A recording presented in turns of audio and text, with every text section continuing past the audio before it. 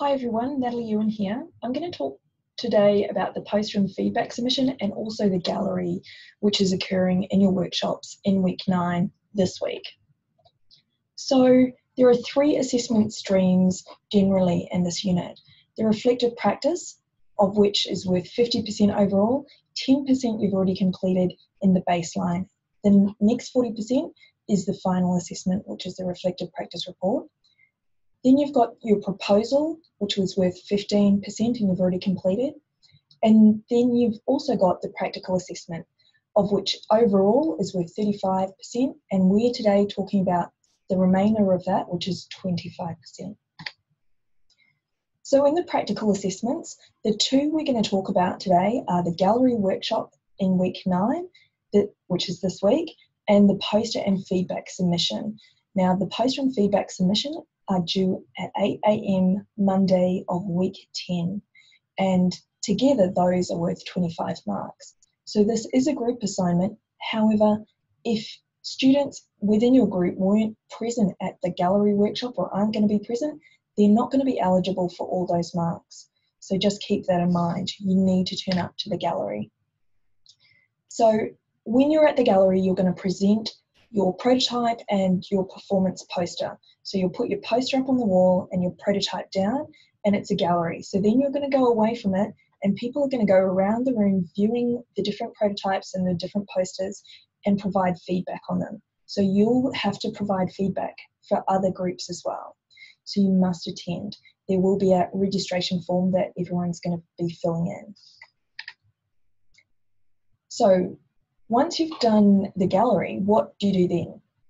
With the poster and feedback submission, this is what you're going to submit to Moodle. And there's a number of things that go into there. First is a poster, which is 2 A4 pages, and it's in MS Word. So as a group, you'll fill that in, and that's the poster that you presented at the gallery. But from the gallery to submission, you are able to use some of the feedback you've got and update that. You need a scanned copy of all the feedback provided. So people in the gallery will give you written feedback as you will give them. So scan all that in and submit that as well. Now, if there are any external stakeholders that didn't attend the gallery and gave you feedback or group feedback, make sure you include their feedback as well, but you need to provide their contact details, so name and details, so we can verify that. So if they don't want to give you contact details or they don't want that verified, you won't be able to use that feedback to say you've got it. You can still use it, but we're not going to take it into account when it comes to the marking. The next thing is a team-rated rubric and attendance sheet, and I'll show you what that means, and a talent release. So let's look at the criteria for the poster and feedback. So the first one is clarity, specificity, and relevance of defined problem or opportunity. That's worth 5 marks. The key thing with these criteria is you can't just rely on these high-level descriptions of them. You need to go to the rubric and unpack, well, what does that really mean?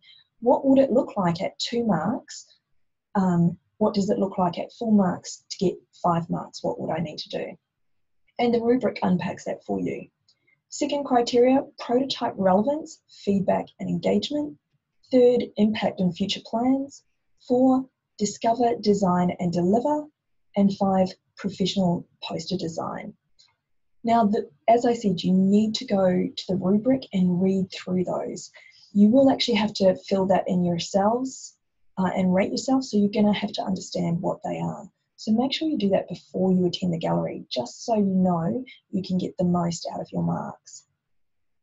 This is one example of what the rubric says for criteria 5 at the 5 mark level, or 4 marks.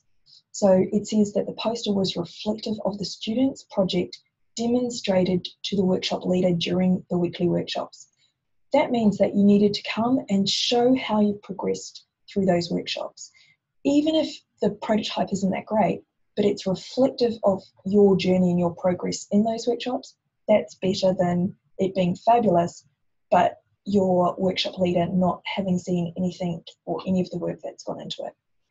The next part of the 5 mark for this criteria is that the poster format and information reflects all the specifications, including photos of the prototype or prototype execution / delivery, and referenced relevant information sources and was professional in appearance. So make sure you've got the references in there, make sure that you've got good photos of your performance or your prototype, and for a 5, you can have no errors in spelling or grammar, which is really actually hard to get, but this is at the master's level. So as you go down those marks in the rubric, you'll see that, well, if I had a few spelling mistakes, but everything else, what level mark would I actually be at? So have a look at those. That's where you can find all the information, so the talent releases, that PDF document that each of you would have to fill in. You've got the poster and feedback submission grade sheet, which is an Excel spreadsheet, which we'll have a look at. In that, on another sheet within that Excel spreadsheet, is your attendance sheet as well. So we need you to fill those in as well. Then we've got a small document around the specifications for this assessment, and then the poster template, which is really important. The poster must be on that template. So this is what the template for the poster looks like. Now, as I said, it's 2 pages, so this is the first page. We've already filled in this term's social theme for you, which is homelessness. You need to put in your project name, where your project would be located, and these other things. So let's start at the top with, on right, with the project description. So when you do this, we want to specifically know not just about you describing your project, but also about what was the opportunity, the problem statement that you're trying to solve with this project. So make sure that you answer that as well. That links into some of your criteria in the marking rubric. If you have a look at impact, this is about you as a team describing the positive social impact that your project may or has had. So for some of you, you have only taken it up to prototype stage, and that's okay. But if you took it further, what would it be? What would the social impact be? But make sure it's framed in that way then. If there is no social impact now, make sure you're talking in the reality and talking about, well, what it may be in the future.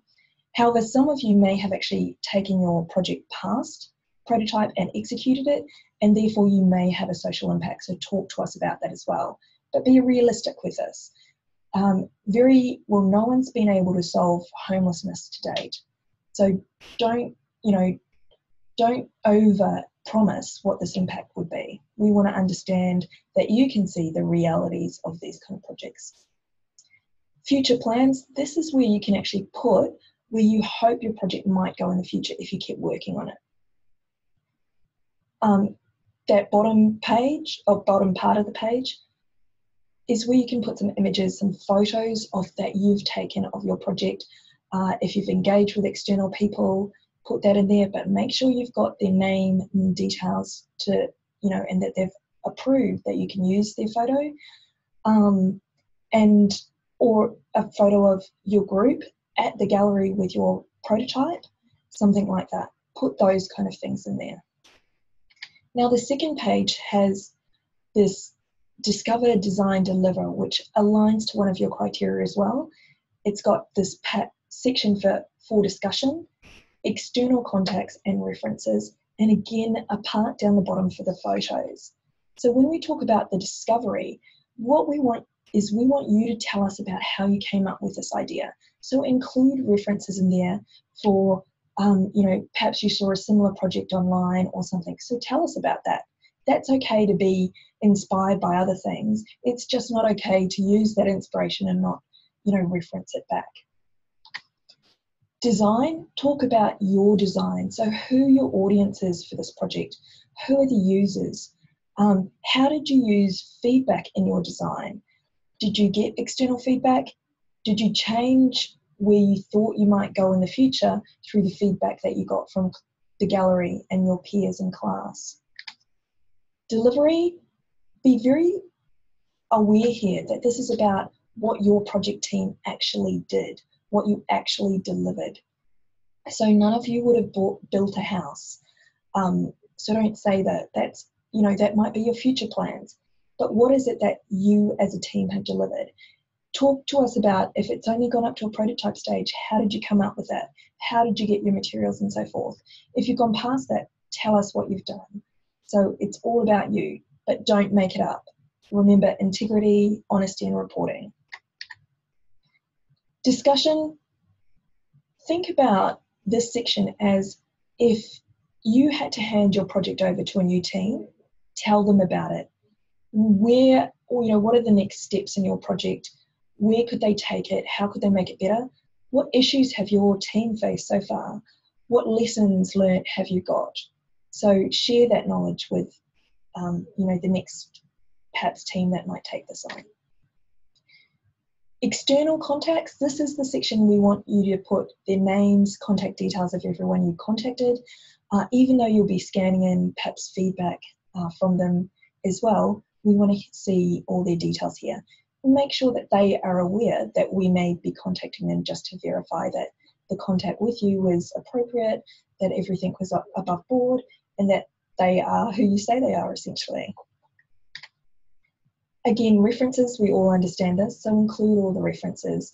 Try to put something, some academic journal articles in there that you hopefully have used, but also if you found something on the internet, make sure you reference it. What inspired you? Put it in there. Again, you've got another space down the bottom for a photo. So you can see that to get all this information into only 2 pages, you need to be very concise. But again, you need to use these 2 pages as if the reader or the marker doesn't know you. So make sure all the information we need to mark your assignment is in these pages. The other part of it, scan copy of all your feedback. So page 4 of theme 5 of the workshop guide has these feedback capture grids that you can print out and take with you to the gallery. This is what we want you to fill out for other groups and what we want you to collect from other people within groups to get feedback on yours as well. So this is the thing you scan in for your project, the feedback that other people have given you. Obviously, in the workshop, it's going to be handwritten. That's fine. That tells us it's authentic. If we get a whole heap of typed feedback from a gallery, we know that's probably a bit something's gone wrong because you haven't walked around and quickly filled it in. We want it as people are viewing that. The team rated rubric, so this is what it looks like. You can see this is a rubric, so it tells you for 5 marks across that row what we would expect for that criteria. So as a group, we need you to think about that, give yourself a mark, and then provide comments to tell us about why you've given us that mark. So your tutor or your workshop leader will again mark and provide comments to you, but they want to see that you can actually report on project progress appropriately. So it demonstrates whether you can do this. And this is 1 per team with your poster and feedback submission. Now, in the same file, but on a second worksheet, so you can see just down there, number 2, attendance, we want you to fill this in as well. Now, it's got a column for each team member, so if there's only 3 of you, just fill in the 3, so name and student number at the top, and then whether you attended which workshop. So this gets handed in week 10, so understand week 11 and week 12 will be blank because you haven't attended them yet. In the blue there, we've got also which team meetings did each member attend. So again, honest. If you only had 1 team meeting where you came together, only put 1 in. Put the date, the time, and who was there. A team meeting isn't emailing each other on the thing. If you did get, and you Zoom and all remoted in, let us know when and where that was. But just be honest. This is for you to reflect back on as well. Now, just above the blue, you've got which workshops did the team member run the daily stand-up. So each of your groups would have had a stand-up and gone around. We want to know who instigated that. So we wanted to see that each member actually had a go at that. If you find up to week 10 that actually it's been the same person, make sure for weeks 11 and 12 you rotate that around. The next thing underneath the blue is comment on team members' participation in workshops and on the project. And it's again a team comment, so we want you to come together as a whole and agree on what you're going to put in there, but we want you to be realistic. That's a copy, well, a screenshot of the talent release form. Now it's really set up for a student to give to their workshop leaders or their staff at CQU. But again, it's the same kind of thing we want if you're taking photos of external stakeholders and so forth. So we want their details and that they're happy for you to use that or for CQU to use that in things like newsletters and so forth. Okay, all I can say is honesty in reporting is of the utmost importance to project managers, and projects can be re-baseline. This is so much harder to do with your reputation.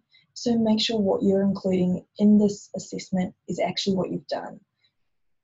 For a lot of you, this is hopefully the last term with us, so we want you to learn from it. Projects fail all the time, and we understand that, and if you're going to work in project management, you will get to know that very quickly. That's okay. What's not okay is not being honest and open and transparent about that kind of thing. So just tell us how it's gone. Good luck.